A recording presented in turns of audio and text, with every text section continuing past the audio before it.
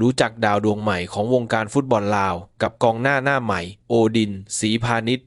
จากเมืองเหนือแขวงบ่อแก้วที่แจ้งเกิดได้อย่างยิ่งใหญ่กับทีมชาติลาว U17 โดยยิงประตูได้มากที่สุดถึง7ประตูในกลุ่ม B ของการแข่งขันฟุตบอลชิงแชมป์เอเชียรอบคัดเลือกที่ประเทศคีร์กิสถานระหว่างวันที่ 22 ถึง 30 พฤศจิกายน 2025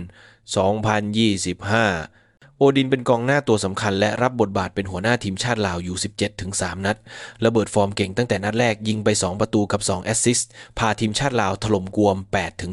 0นัดที่2ยิง2ประตูพาทีมชาติลาวเอาชนะกัมพูชา5ถึง1และนัดที่3ยิงประตูชัยพาทีมชาติลาวเฉือนเอาชนะปากีสถาน2ถึง1ทำให้เก็บชัยชนะ3นัดรวด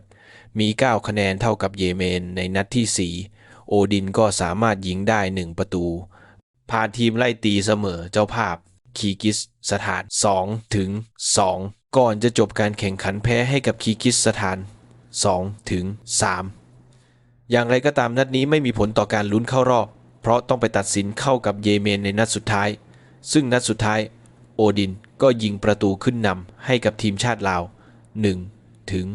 0ตั้งแต่นาทีที่17แต่ด้วยทีมมีปัญหานักเตะเป็นไข้หลายคนก่อนจะแพ้ไป2ถึง4ทำให้ทีมชาติลาวตกรอบไปอย่างน่าเสียดายอย่างไรก็ตามผลงานดังกล่าวทำให้แฟนบอลชาวลาวพอใจเพราะทีมชาติลาวชุดนี้สร้างผลงานได้อย่างโดดเด่นยิงไปถึง19ประตูและเสีย9ประตูชนะ3และแพ้2นัดมี9คะแนนนอกจากนี้โอดินยังกลายเป็นนักกีฬาที่ยิงประตูได้มากที่สุดในรอบคัดเลือกกลุ่ม B โดยยิงไป7ประตูรองลงมาเป็นไบเอลมิลานอฟจากคีร์กิสถานยิงได้6ประตูและฟาฮัดซาลาอัลฟากิจากเยเมนยิงได้6ประตู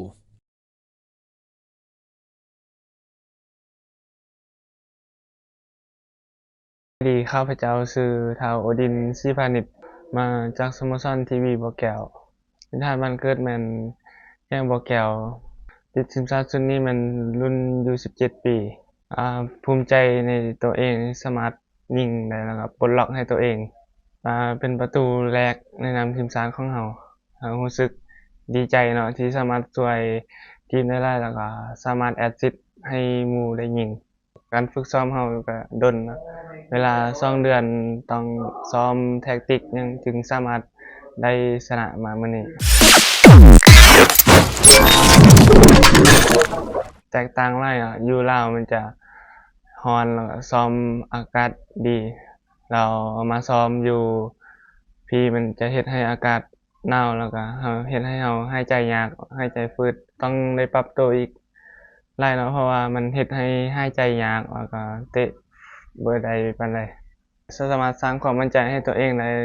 ก่อนจะพบกัมพูชา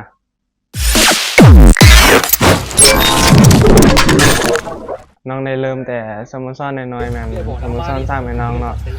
เป็นรุ่นอายของเราเนาะส่วนมากซ้อม